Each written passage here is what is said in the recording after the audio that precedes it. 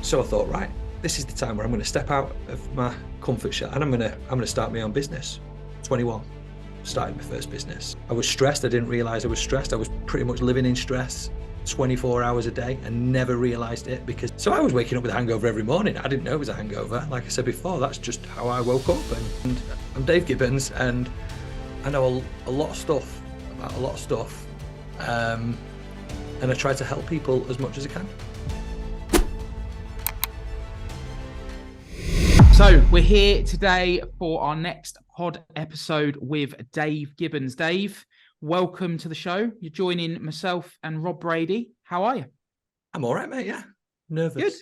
Good. Nervous. Don't be nervous. This is nervous, mate. This is a nice, calm, relaxed environment for three people that have known each other, I don't know what now, 2.5 months through video calls, that I feel like we've got to know each other really well. Yeah, mate, definitely. Really, really well. So I'm leading this one. Rob is going to be jumping in with some nuggets of gold, I don't doubt. But Dave, throughout the period of time I've now known you, which has been brief, you've fascinated me. You fascinated me. Your lifestyle, the journey you've been on. So for me, I feel like I want to do this chronologically. Tell us about your childhood, Dave. Okay. So childhood, I'm from a large family. I've got 4 brothers and a sister, so 6 kids. We all grew up in a 3-bed terraced house in Council Estate in Manchester. I had a really good upbringing, to be honest. My mum was a housewife, stayed at home with us all the time. My dad was a bricklayer and builder. He was out, I just remember him out all the time, always coming home muddy, jumping in the bath, and then just cracking on. He was a Trojan, my dad. Still is to this day. He's still here. To say was, he's just his working career's ended, not anything else. It was a busy lifestyle.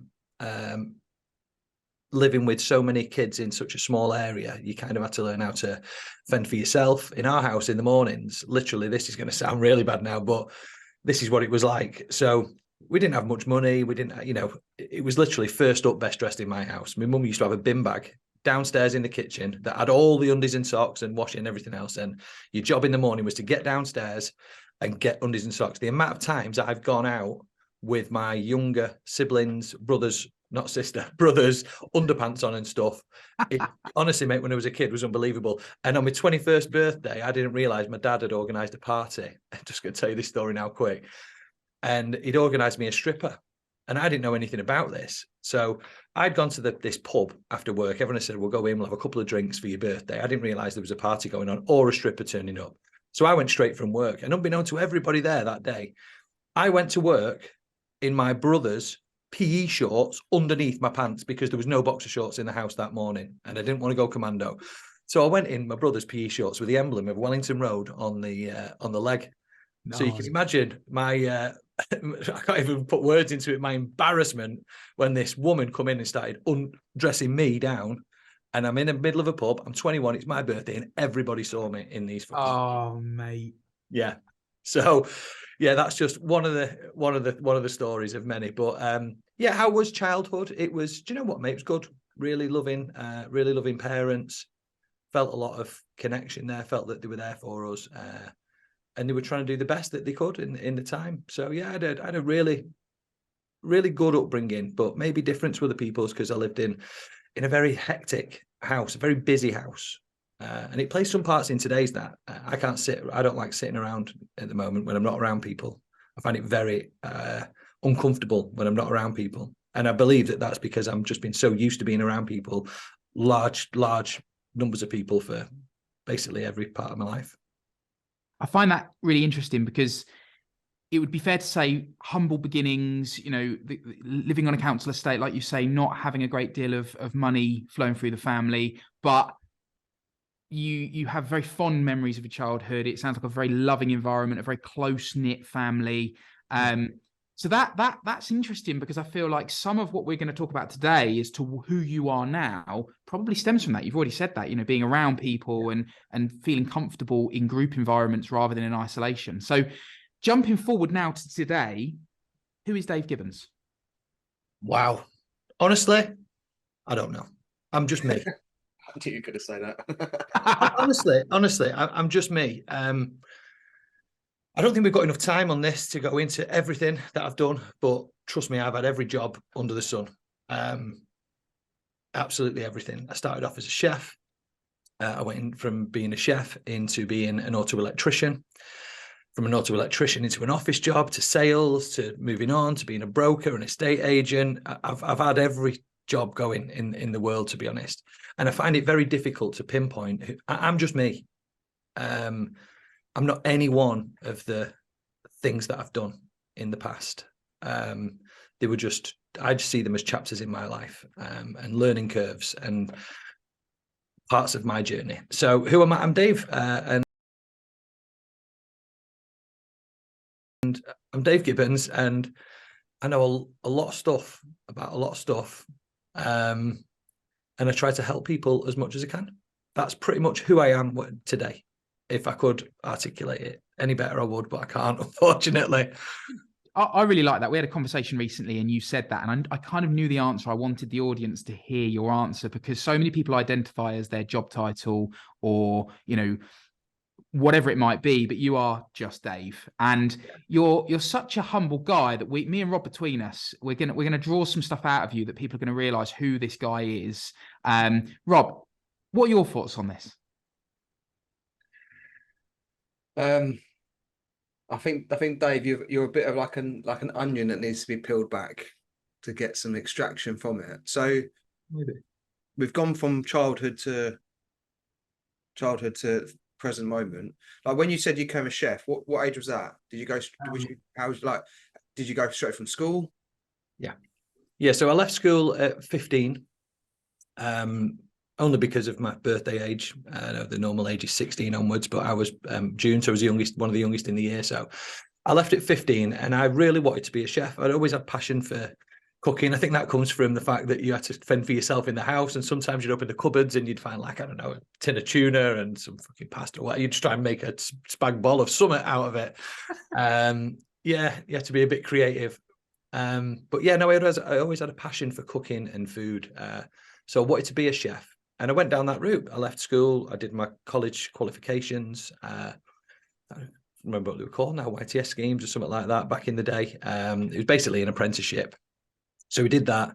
I spent 2 years I worked at the Hilton Hotel in Manchester Airport, and that was my first ever job. So it's quite a nice hotel to work in as well, and quite a decent standard to start cooking at. I had a few job offers at the time. I could have gone to Man United if I wanted to, or the Piccadilly Hotel in Manchester, but I chose the Hilton Hotel. I got all three, which was good. So I went for that, and down that road, I loved the cooking, but what I didn't like at the time was the hours and the money. Now, bear in mind, I was getting paid 40 quid a week to work here, and my dad took 20 off me for keep at the time. It was on an elastic band, to be fair. It always came back to me, but he did take it off me. He took 20 quid out of a 40 every single week off me. To the point that I couldn't afford the bus fare, and I had to get a bike from Littlewood's catalogue and pay it off weekly so that I could ride 3 miles to work and 3 miles back, because my dad took the money off me from my bus fare. Well, probably not the case. I spent the rest of it on stupid stuff and then asked him for my bus fare or whatever. But I wasn't overwhelmed. Didn't really like the long hours. So I was turning up at 10 o'clock. I was prepping. I was doing split shifts. 2 o'clock, I'd finish at 2 o'clock, and then I'd be back at about 5 o'clock, and that'd do it then for the evening set. So it was pretty much all day, every day I was working. No holidays. You couldn't have Saturdays off or Fridays, because that's the busiest period of time for them. So I just found myself in this place where I thought, I really like this cooking lark, but it's not for me. All my mates are going out at weekends. I'm not doing anything. I can't even fucking afford the bus to work. I've got to buy a bike, which I didn't want to tell anybody about, that I got it out of the catalogue. But yeah, that's where I started, and soon enough, after the 2 years, I decided, right, okay, I really want to go out now with my mates and stuff. So I decided to look for another job.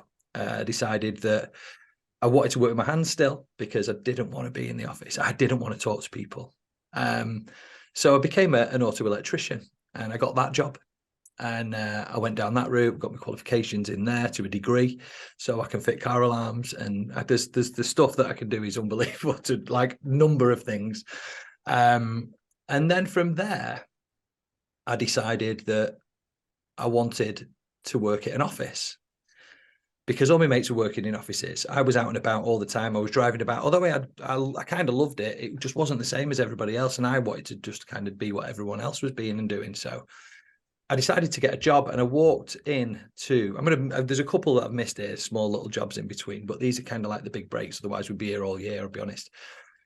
So one of my friends was working in an insurance company in Altrincham, and I thought, I fancy a bit of this. They were always going out on works dues. They were going to like the NEC Birmingham, the bike shows up and down the country, and all of the racetracks, and they had like stands selling motorbike insurance.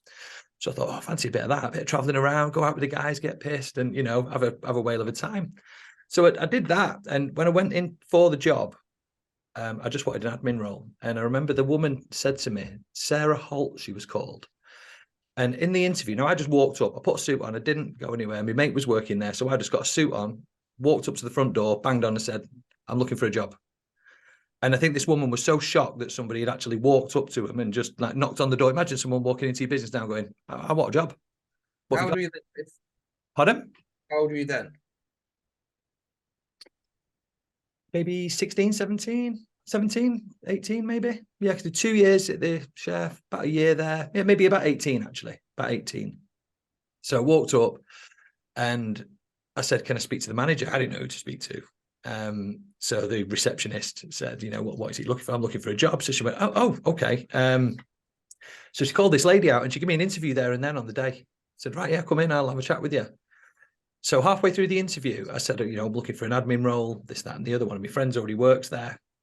And she said, you sound like a salesperson. Do you fancy jumping on the sales team? And I was like, fuck no. There's nothing more in the world I don't want to do than speaking to people on the phone. I just found it like really scary. So I sat in there and I worked there for about 6 months. And I remember the sales manager, a guy called Bazza, he was called, and he was from Bolton, but he had the worst Manc accent you've ever seen in your life. If you ever hears this, it'll kill me. But he used to walk around talking like that all the time, like real Liam Gallagher type stuff. And I remember one day he come in and he was quite big for his boots, and I don't know, I always like to just wind people up. If I think they're stepping above the parapet, I like to just bring them back down again every now and again. I certainly used to anyway. So I just have little wind-ups with him. And I told him this one day that all of his sales team was shit. I said, every single one of them is shit. I said, I've listened to him and I can do better than that. So he says, all right then, big balls, like he does in this accent. Why don't you have a go then? So I went, okay, I will. And I went on there, and in 2 weeks, I was on the sales team. I was selling. And a job came up, for the sales team leader. And I thought, I fancy a bit of that. So I went for this job. Now, Sarah Holt, who was the one who brought me in and took me on, she was in the interview, and Bazza was in the interview. Before I went into this interview, both of them told me, there is no point you going for this interview. You are not going to get this job. Both of them, like quite categorically. But we'll still let you come in if you want to, but, you know, you're not going to get the job. So, okay, I'm still going in for it then. I went in and I got the job. So within 2 weeks, I become the sales team leader of this massive like insurance company. And from there, that's when my sales role kind of kicked in. I got sacked from there, actually. I got sacked and I was really upset by it. It really pissed me off. And the reason I got sacked was we used to have like pot funds that we could use we used to like run games in the office. So when everyone got a sale, they could have a go of like high or low cards or play your cards, right? Or something like that. So I employed a games master, this lad, just to walk up and down the hall. That's all the job was, and just to play these games. And I spoke to the director about it. I said, look, I want a games master in there. I said, I'm going to get this really revved up in the call center, and I want everyone excited about selling. So anyway, he gave me this guy to promote these games for me, the games master, Andy Nicholson, he was called. He's an 18-year-old lad, and he thought he had the best job in the world, just walking up and down this call center, playing these games when people came in. So anyway, back to my story, why I got sacked. So this one day, I went out into Altrincham, and I spent some of this kitty money. I spent 20 quid on sweets, on bars of chocolate, packets of crisps, this, that, and the other. And I don't know whether they wanted to get rid of me. I've got a funny feeling they wanted to get rid of me anyway. I think I was maybe getting a bit too big for my boots, in all honesty. But they sacked me because they said that I'd stole money for this thing. And I'm like, you know that I bought these 20 quids with the sweets. Here's the sweets. for the team. There's the receipt. I've not taken anything. Anyway, it comes to it, said, it's about offence. You needed to go through us to access it, so it's theft or whatever else. I was like, fuck. Anyway, ended up leaving. They said I could have stayed and gone back onto the sales floor on a minimum on the lower wage if I wanted it, and I couldn't sit there doing that after I'd been walking up and down all the time, being the big swinging dick of that place. There's no way on earth I could sit in that chair. So following on from that, I left and I went into a new company, which was called the Premier Purchasing Group. So I went via it was a recruitment consultant. I went to see a recruitment consultant, said, look, I need to get a job. This is what I've done before. What have you got? Finds me this job at this new department of this big company called European Micro. And they'd just done this new department called the Premier Purchasing Group, and it was about crowdfunding purchasing, basically. So we'd go around to companies and say, look, well, if we all buy at the same time, we're going to get better discounts and this, that, and the other. So that ran for about 6 months, and I did okay in there. But what I always saw, there was this other room, and in this other room was the guys from European Micro. Now, these guys were the coolest guys you'd ever seen in your life. They were all driving fast cars. Have you ever seen The Boiler Room, the film? Yeah, it was very much like that. These guys all had the top cars. They were all earning, like, back then, ridiculous money. They were like 10, 15 grand a month. These guys, I'm talking 20 years ago. Well, not 20, 15 years ago now. Hell of a lot of money these guys were earning. And I'm like, I was 20 at the time when I got there. I remember because I had my 21st birthday with the shorts and no underpants on. So I remember looking in this room and seeing these guys and thinking, I fancy a bit of this. That's what I've got that all over me. And it came to the end, and I remember at night time I used to go in and help them out and do stuff. They were putting desks up one day for this media company to come in and do some advertising. So I sat down with the bosses and I put these desks up, spent a couple of hours with them, went home, didn't ask for nothing. And I just think that it's these things that help you get along in life. So anyway, they closed the Premier Purchasing Group down. They've realised it wasn't a viable product that they were trying to take to market, and they sacked everybody apart from me. And they asked me if I wanted to come and join the sales team in the other room. I was like, oh my God, I'm about fucking goosebumps here thinking about this. It was like amazing. So I said, yeah, I'd love to go in there with those guys. I felt like it was a real honor to be sat amongst these like fucking titans of salespeople, in my opinion, at that time. So goes in there. And again, the first month, I met a lady there called Bernadette Spofforth and a woman called Frances Hamer, who were my bosses effectively in that place. And I remember the first month, I'm sure she tried to set me up. One of the ladies, Frances, it was.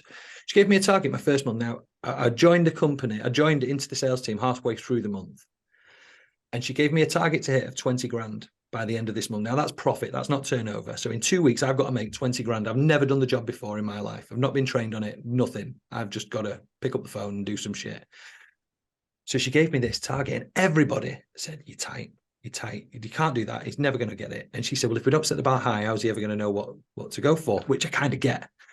Well, I turned it round, and I did. I got a 40 grand deal in on my first month. I put it on the board. Well, with that, then I just felt like I was a right big swinging dick. I absolutely loved this. And I kept working there. I worked there for about another year and a half, maybe 2 years. And I loved it until Bernadette left. And she set up a company called Intempo, which now do like DAB radios and all kinds of stuff. She was the founder of Intempo. And I was one of the founding guys who went to work there. So she rang me and said, look, Dave, I've obviously left European Micro now. She was one of the directors and owners, but she cashed in and basically done one. She set this new company, said, we want you to come and set up a new department for us. So I'm like, okay, I'm 21 at this stage. I've only been doing this job not so long, but I felt pretty comfortable in it. I felt like I was pretty good at what I was doing. And I'd already set up a few new departments for European Micro, set up a software department, a networking department, a few others. So I asked him what the wage was, and it was like 3 times what I was getting paid at European Micro. So I remember going in to see Gary Connor, his name was. Name dropping a lot here, I have to stop this. I went in to see Gary, who was my boss, and I said, look, Gary, I don't want to leave, but this is what I've been offered. And he just said, I don't want you to leave either, but I can't give you anywhere near that.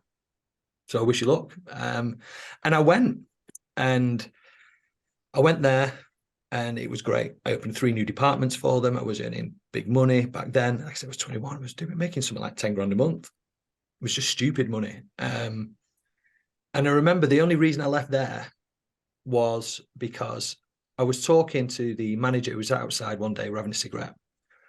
And I started smoking, by the way, during this period as well. And I'd heard that, because I'd read somewhere that if you smoke and you go outside with the bosses while you're smoking, you've got a quicker line up because you get to know them from a personal level. So I was smoking outside with the boss. And she says to me, we've got any goals? What do you want? And at the time, I wanted a sports car. Now, don't laugh at this, but the car that I dreamt of having was a Mazda MX-5. I thought that was the bee's knees back then. It's 21, proper hairdresser's car now, but it was a convertible fucking sports car. I mean, who didn't want one of them? So she basically said to me, okay, well, we'll set some targets over the next 3 months. If you hit them all, I'll buy the car. That was what I understood from the conversation. So I said, okay. So I went away and I just squirreled away and I did as best as I could. And I hit the target within the 3 months. And I went to her and she said, I don't remember saying that. You did definitely say it, so it caused a bit of friction. I said, well, look, you did say this. I've worked hard this for this. I can't go on there. You give me a promise, you've got to deliver on it. And she didn't. But what the position I was in, I was a broker. So I'd set up all these departments, which meant that the only thing I needed them for was money. I rang the suppliers. I set up the supply agreements. I set up the logistics. I set up the sales. I set up the finance. I set up everything from start to finish. So the only thing I needed was seed money to get it going. So I thought, right, this is the time where I'm going to step out of my comfort zone and I'm going to start my own business. 21, started my first business, and it was an international brokerage company that ended up turning over £5 million in the first 2 years. It just went fucking through the roof, and then it went on and on and on from there. I can really short on this. I made loads of money doing that, and then got into property. Dave, so what time was it? I know you said obviously about your 21 to 23. What actual, you're talking 10, 15 years ago, yeah? I'm 43 now. Yeah, I'm 44 in 2 weeks. So 20 years ago. So 20 years ago. About 2000s. About, yeah. It was actually, I remember. Well, I'll tell you what I do remember. When I worked at Intempo, in the last few months of working there, before I set up my own company, the Twin Towers happened, because I was one of the first people to know. I was on the phone to a guy in Texas as the plane hit the tower, and he was eating his cereal, and he goes, "Fuck me, Dave." So what's happening? The plane just crashed into the Twin Towers. I said, "What?" Anyway, so then I rushed out. Nothing was on our TV at the time. There was about half an hour delay. So I'm ringing everyone going, "Look, put the news on. Something bad's going to happen now." So that's when it was. That's when that period of time was. Wow. When was that? What was happening in that 2 year period? Is that 2001? 2001, I think, maybe. Yeah. So that 2 year period of 5 million, like, what was that?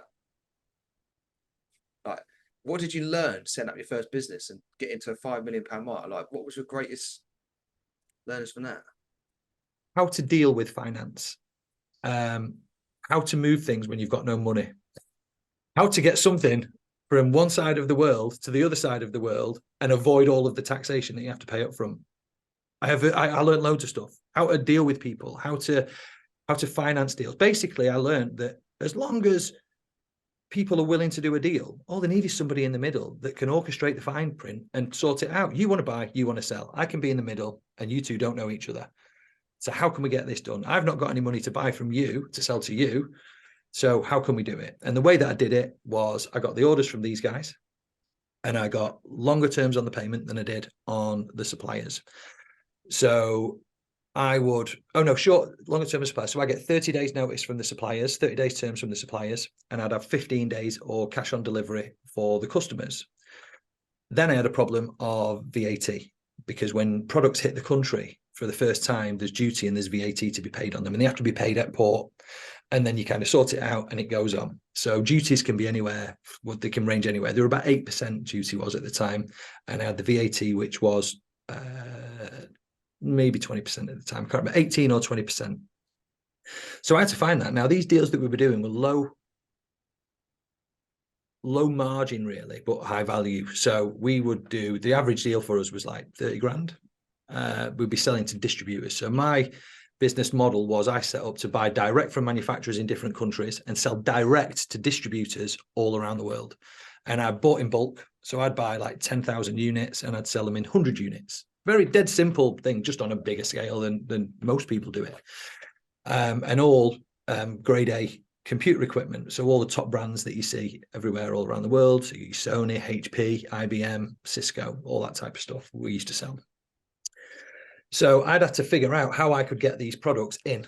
So I did. I managed to sort out the terms. I managed to figure out that I could use bonded warehouses. I managed to figure out that I could transfer the debt over to the customer on the other side of the world so that I could do it. So within a few weeks, I'd realized that, shit, I can move this now. All I need is somebody who wants something and somebody who's got something, and I can do whatever I want. I don't even need the money. And that's what I did. There's an interesting thing that's come out of this. So there's two things that have come out of what you've shared there. One of them, a question I had, but you've explained it, is what developed this entrepreneurial side to you? And it's actually, it wasn't necessarily by virtue of your desire to go that path. It was by virtue of someone else doing you wrong. And you thought, do you know what, sod this, I'll stand on my own 2 feet and I'll make this happen myself. So that's one thing. So that's a pure grit and determination. The other thing, there's two things that's come out of this then beyond that. From between the age of 17, where you were a chef earning 40 quid a week and 20 quid of that was going to your dad. To the age of 23, you had a business that was turning over £5 million. Yeah. So in the space of 6 years, sorry, no, we're talking 8 years, aren't we? 15 to 23, apologies. Yeah. Yeah. So in the space of 8 years, but I look at things almost like in a decade, right? So in the space of 8 years, you've gone from £40 a week to £5 million turnover business. Yeah. But reading between the lines of everything you've shared, you're someone who is a real people person. And when you set your mind to something, you will just find a way. Yeah. So it's not that, and forgive me if I've got this wrong, because you might say you were a straight A student through school and you this and that and so on, but leaving school at 15 tells me you didn't go through university, you didn't go through I didn't get any grades in school. And so this is the point I wanted to get to. So many people, I think, put blockers in their way, and this comes onto the Peak Performance Project, really. Yeah. You're an amazing people person who once finds a way to do something, or once finds a challenge, or find a way to overcome the challenge. Yeah. And that's the piece I really wanted to pull out of what you've shared for the listeners to really grasp onto, is you do not need a high-level education to succeed in life. You don't need you need to have the ability to adapt to your environment and knuckle down into what it is that you want to achieve. Yeah, you need to be willing to learn. You do need it. You do. So, from my opinion, it's hard this, because most people's perception of education is through the curriculum that we're put down on, and I just think that that's all right at best, to be honest with you. And I have my own views on how that should be. But for me, you do need to learn. So I knew I had to learn all of this stuff to do it, but it just wasn't from a classroom, or it wasn't in a book. I had to learn from various different ways by looking at, role models. How have they done this? Ringing people. I've had to figure this out. I've got this opportunity. I've got this problem. How do I get past this problem? Go and seek advice on how to get it done. So everything I've learned wasn't from a school book. It was from experience and speaking to people who were above me, mentors who taught me how to do it, who took me under their wing and showed me different stuff. And I'd always be keen to learn. I'm one of those, I want to know how it works. You give me a radio, that's all great, it looks lovely. I want to open the screws on the inside and see where the wires go, and how does that connect to that, and why does this work? How does it work? Because once I understand that, then I can do something with it. But I think that's another huge lesson that people can take away from this episode, though, is that you are someone that is humble enough to admit when you don't know the answers and raise your hand and go, look, can you help me? And I think a lot of people, especially, I'm talking from a man's perspective here, but I think this is probably quite apparent in the society we now live in. People don't feel comfortable asking for help. People would sooner struggle or avoid reaching out and stay in that place of struggle than just put the hand up and go, you've already achieved what I want. How did you do it? Yeah. It's simple, isn't it? It's not hard. It's not hard, but it's having enough humility, isn't it? To say, I don't know the answers, but I'd really, really appreciate your help. Yeah. I mean, I think that boils down to a few things personally, but yeah, you're right. I mean, it is as simple as have a look, search the answer. It's out there. Someone else is doing it and it's been done before. It's possible. Absolutely. Absolutely. A fascinating backstory. As I say, I wanted to understand what led you to entrepreneurialism, but you've shared that in this story. So You said you're just Dave. Where are you today? You invest, you own businesses. What does today? So obviously at 23 to 43, let's skip a little bit of that 2 decades out just for the minute. Where are you today? In what way? What does business life look like for you today? Well, I don't work in any of the businesses nowadays, which is good. So I'm purely investor and mentor to those businesses. So I've currently got 4 businesses, and they're all managed. They've all got directors in there. So an average day for me looks like I wake up. I have a few lists that I have to do. I educate myself every day. I've got to spend 2 hours educating myself every single day. That's a thing that I've got to do. That can be going to the driving range and practicing my golf, reading a book, watching a podcast, or researching something that I'm interested in at the time. But 2 hours a day is standard for me. And then I kind of float around the businesses. I go and sit in one of the offices, go and have a brew. Is everything going okay? Everything fine? I find myself bored a lot of the time, if I'm really honest. Looking for shit to do. So people could be raising their hand, Dave, and saying, "Look, can you mentor me? How do I get from where I am today to where you are tomorrow?" Yeah, no, I can certainly help. I can't tell you how to do it, but I can tell you how I did it. But I can certainly help. Excellent. Well, there you go. The podcast listeners, if you're looking for a way to get from where you are today to being bored because you've got time on your hands but money coming in, then Dave is your man. Rob, what's your take on what Dave shared with us? Because I've got lots of questions, but I'm sure there's plenty that are running through your head. I'm just intrigued to know, like, from the next 20 years, like, what did that entrepreneurial journey look like, and what you probably learned from that? Because obviously, what it sounded like beginning part was like, I like the reference where you said those people in the other room, and I wanted to get into that room. It seemed like that was like just a almost like a mindset that you had in most jobs. Yeah. Like that, I was an admin person. They were sales were doing shit. I wanted to get that room and sort it out. Those guys were in another room.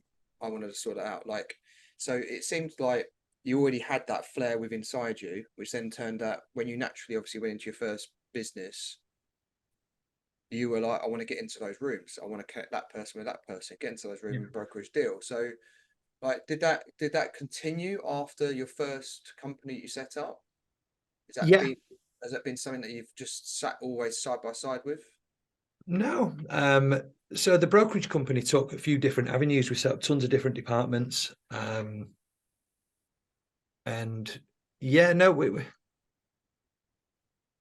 trying to think how I can answer this best for you. It's always been there. It's always something that I look for now. I realized, I think, at quite a young age that I had the ability to do anything that I wanted to do. Where did that come from? Do you know what? I don't know. I honestly don't know where that particular thought came from.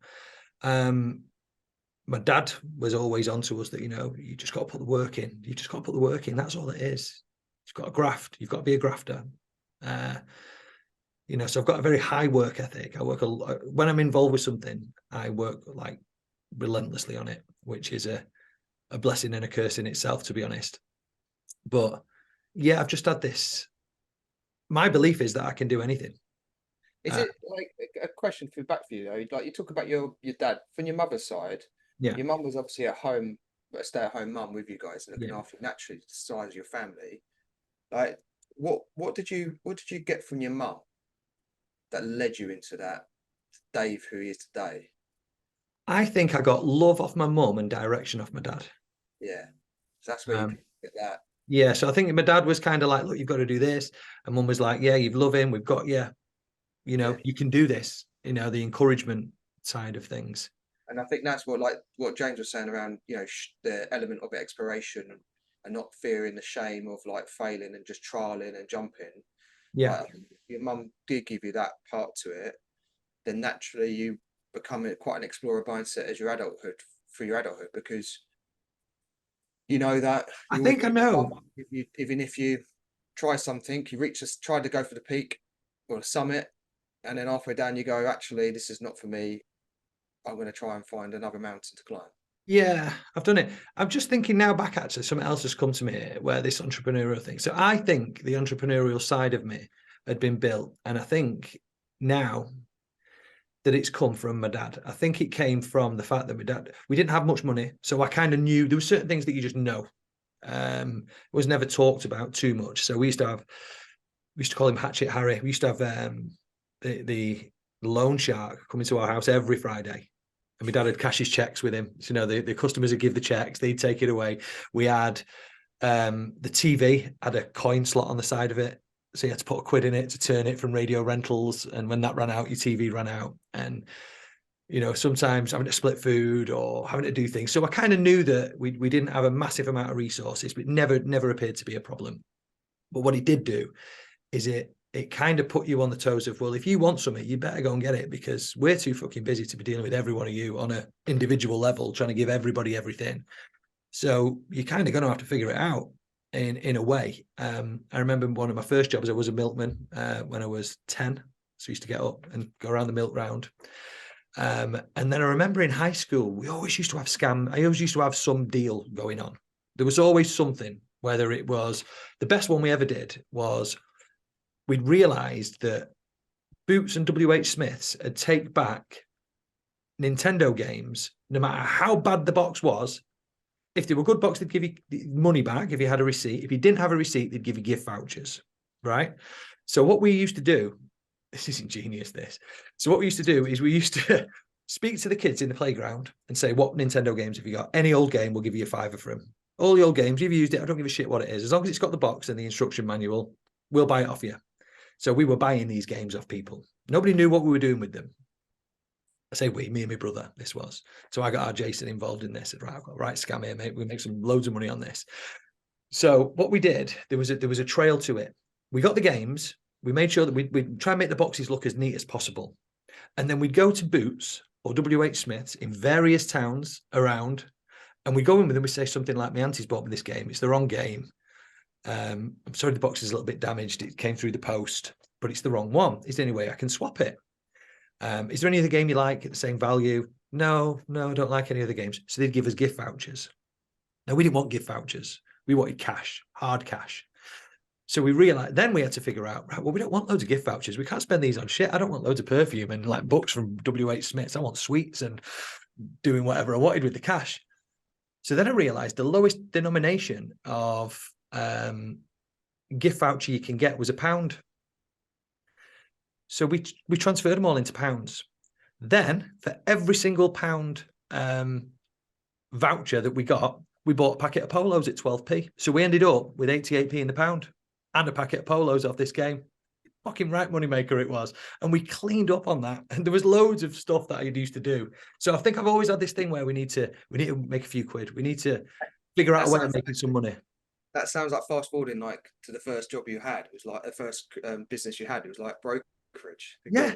Yeah.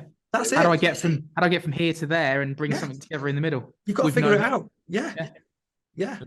Love that. So we've talked about a lot about your business life here, Dave, but from getting to know you over the last few weeks, that isn't who you are. We've talked about that. You are just Dave. So talk to us about outside of the business world.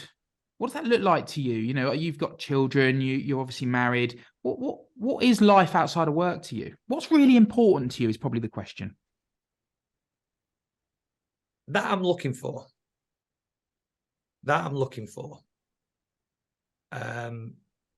What's really important to me is that I'm a good human being, I'm a loving father, and I look after people around me. That's what's important to me. How I do that, I'm working on. So, are you comfortable with that? I am comfortable, but I don't have an answer for you because it's a place I find myself. I'm a bit lost. I don't kind of know where I'm going at this moment in time as a big goal. I've got mini goals and I've got small strides. I know over the next year I'm going to be spending a lot on this project, but overall, where am I going? I kind of don't know at the moment, and it's something I'm searching for myself. The reason I asked, are you comfortable with that, is because I think deep down I know the answer is yes, you are. You're embracing the journey. You're embracing that discovery of who you are and what you're here to, what you're on this earth to be, right? Yeah. And the reason I asked that question is I think a lot of people aren't comfortable with that. They aren't comfortable with sitting in that gray area. They very much need or want that black or white of my life is determined by this. Yeah. And you're probably one of the first people I've met in a long time that is comfortable with sitting in the grey. Ish. I'd love a destination to be going to. I felt like I've always had them with the businesses and everything else.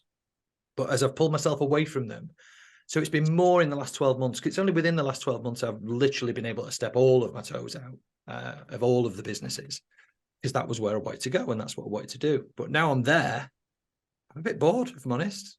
I've spent so long focusing my attention on growth of business and acquirement of various assets that I've kind of stopped doing that now, because I feel like I'm all right on that, on my life. But it's kind of left a part of me like, well, what are you doing then? And I don't know that answer. I don't know. So I'm trying to just find that out. I don't know what I'm doing. I don't know where I'm going. I just hope it's going to be nice. And as long as I can stick to being a nice person, looking after my family and being a good guy, then I'm cool with that. And you're still smiling. So that's I'm always smiling. So going a little bit deeper then, because obviously you've gone on this journey. There's inevitably going to have been highs with lows, and I'm a big believer that quite a lot of people's achievement will come from some form of failure behind that. That there's been a low that's led to the high. Yeah. What have been your lowest moments in life? The biggest one is my wife telling me that I wasn't the person that I thought I was, and that she was going to leave me. That was the biggest one. And that changed my life more than anything else I've ever seen, ever. I am, I believe, a polar opposite person to who I was 4 years ago. As recent as that? Yeah. So 4 years ago, I was fully tuned in to work, hyper-focused, on paper doing the best things in the world. In business, I was doing great. The downside is there's a cost to that. And the cost to that for me was the fact that I didn't spend any time or attention at home for a large number of years. I didn't really see my kids growing up, which I miss. And that upsets me. And I got to the stage where my wife said that the whole family were walking around on eggshells when I came in the house. And that was a shock, because I didn't see that. And it transpires that I'd spent so much time focusing on everything else. It's not that I was being a dick at home, but what I was being was maybe I was stressed. I didn't realize I was stressed. I was pretty much living in stress 24 hours a day and never realized it, because it was just normal to me. I've always felt like this. This is how you wake up in the morning. I was drinking too much. I was taking drugs. I was, in my own words, an egotistical prick who thought that he could run the world and nobody could fucking stop him. And when my wife sat me down, things weren't great at home. I kind of knew it. But I thought at the time, look, just sit there. Don't worry about this. Give me another year and everything's going to be fixed. Everything's going to be sorted out. And then we can be all right. I'll be happy when. I always put my happiness somewhere else, because I was getting so much attention and admiration from the business side of things that I was doing. I didn't get any from the other side. So I feel that was the worst part. With my wife telling me that, what I did then changed the course of my life forever. So what I did then, I took the decision that I'm working too much. I need to step away from these businesses a little bit more so that I have more time and attention to spend on my family, because that's ultimately what's really important to me. I went and got myself a coach, and I sat down, I went through some therapy, and I absolutely loved it. And I found it so eye-opening, the whole therapy side of things and personal growth, that I thought, I fancy a bit of this. I'm going to do that. It's ingrained in your nature, that, Dave. It is, yeah. It is. It seems to be, doesn't it, now we're talking about it. So from there, I went down a route. Now, I've been coaching people and mentoring them for a long time, but only on business side of things. I was the guy people came to, wanted help on international business, maybe just loads of different bits and bobs, and I've helped them all out. I've gone through, done acquisitions with them, all kinds of stuff. But I'd never looked at the mind. One thing always got to me When I tell somebody to do something and I give them perfect information, why don't they fucking do it? That question was answered when I started going down what's happening in your brain. And it was about 4 years, I don't know the exact date, around 4 years ago. And from the moment I got my first coach, I started looking into psychology. And I've been studying psychology and the brain and the body every single day for 4 years. That's where my 2 hours comes from. So that's what I've done.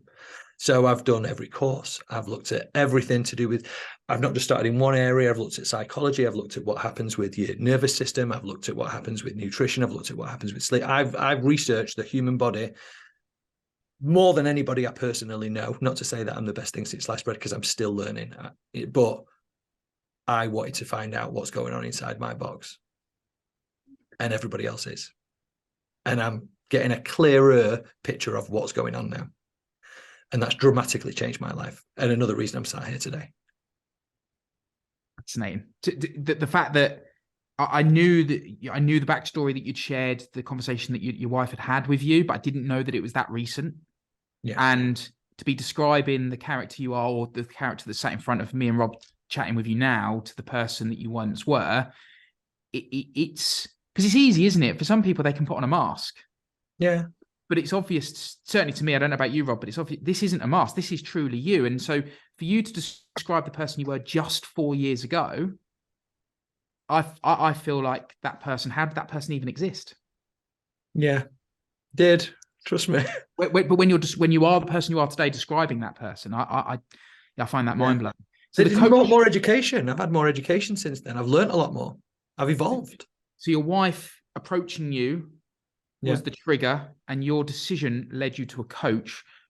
What sort of coach are we talking here? Because obviously, mindset coach. Okay, so a mindset coach was the direction. Yeah, fascinating. And therapist, mindset coach and therapist. It's very much the similar, but yeah, absolutely brilliant. It's such a fascinating journey that you've been on, and you've shared so many insights into your life. But understanding the lows that's led you to where you are now has actually probably been the most insightful part for me. What about you, Rob? I was about to say, like, I've got a question for you. Whenever we're in that defensive, egotistical moments and we're in high stress environments, I always find that you're usually in that as a defense mechanism of some sort, like chasing money, stressful environments, putting that ego in front, so you're masking it. Like, in the lead up to your wife saying that to you, was there, you're quite self-aware in yourself now, but was there any points where you would put your head down on the pillow at night thinking something isn't right intuition wise? Was there ever in like that inner conflict you had within yourself whilst you were doing it, before it came to that moment of, because a lot of people, change only happens when you're back against the wall or something physically major like that happens, but in the lead up to change there is always moments of like you said, next year. Like, how long did that go on for? It probably, to be fair, I think it lasted. I think the nail in the coffin was when I set up another building company, and it took loads of my time up, and I was getting frustrated with loads of stuff that was going on with the lads and everything. And I just felt like I had this fire that I'd lit, and I had to keep it going because it was paying people's wages and everything else. And I didn't really need it, but I kind of wanted it because I think I wanted to prove again that I can do this, to be honest, to myself more than anybody else. And right towards the end, just before I closed down the building company, all happened in around the same time, within about a 6-month period. I got in my van this one morning, and I used to get in my van every morning, 8 o'clock. I'd go and see the lads at 8:30. And I got in, I put my key in the ignition, I turned it, and as soon as the engine started, out of the blue, I just started bawling out, crying. Like tears coming out of me everywhere, uncontrollably. I couldn't stop this crying. I didn't know where this crying had come from. I didn't know why I was crying. I just knew that something wasn't right. And with that, I dried my face. I spent about 5 minutes in my car. I was still in the driveway, not even left the drive. And I didn't want to go in, and I didn't want to see the kids and Claire. So I drove to work. And the moment I got there, I got out, and I said to the foreman at the time, I said, That's me done. I'm getting out of this. It's too much. I've got to go. And that was probably the big deciding thing for me, where I just thought, wow, what is this? I don't do this. I don't burst. I don't fucking cry, full stop. I do nowadays, but I just didn't cry. You know, I'm the strong fucking alpha male. That's what, I don't know. That's maybe who I was trying to be back then. Certainly the big swinging dick is who I wanted to be. Whereas now, I just don't really give a shit about dicks. It's almost a bit like a pressure. It's a bit like a can of Coke or a bottle can, where you like shake it up, and sometimes you can open it up and it doesn't blow anywhere, and sometimes you do it and it goes like that. And there's only so much like your conscious brain could start to push it forward before like the back end of your brain's like, hey, this is not how normal people live. Like, no, that's it. Yeah. Well, I was getting telltale signs as well. So one of the things I've developed over the last few years is I have chronic gout. So I have all these fucking weird lumps and bumps and bad knees and legs and everything else. And that was coming from the fact that I was eating and drinking too much stuff and taking too much drugs. And again, now looking back down the road, you know, like we said, you can, in a way, going looking forward, you've got to look back to see how you got there. I can start to see things now that were happening to me that were like, yeah, I should have picked up on that a bit earlier.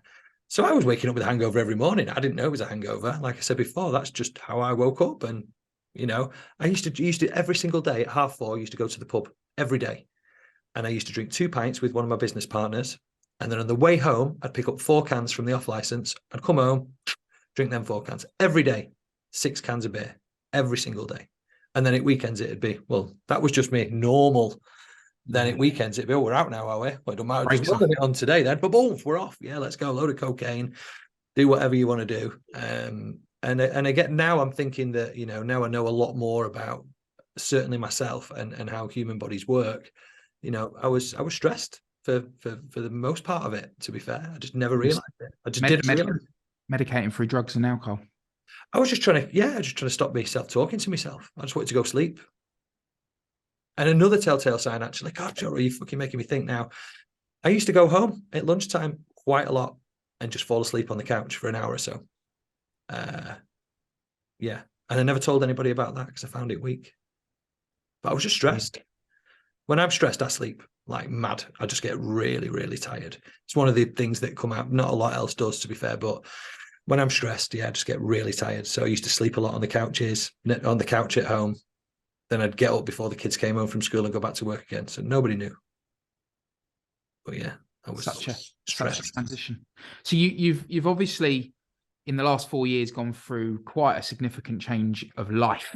And you're a different person. You've got, you know, you've talked to us offline about the relationship with your family now. And, you know, we see you doing lots of really cool things. And we were like, go on, Dave, living that dream right there. Fair play to you. So from the outside looking in, life is good, right? Life is good. And it might be from the inside, life is good and you're in a happy place. What's your biggest fear? Do you have any fears? Life is good, but does anything fill you with fear? No, not really. I've thought about this quite a bit because I must have, but I can't pinpoint any fears.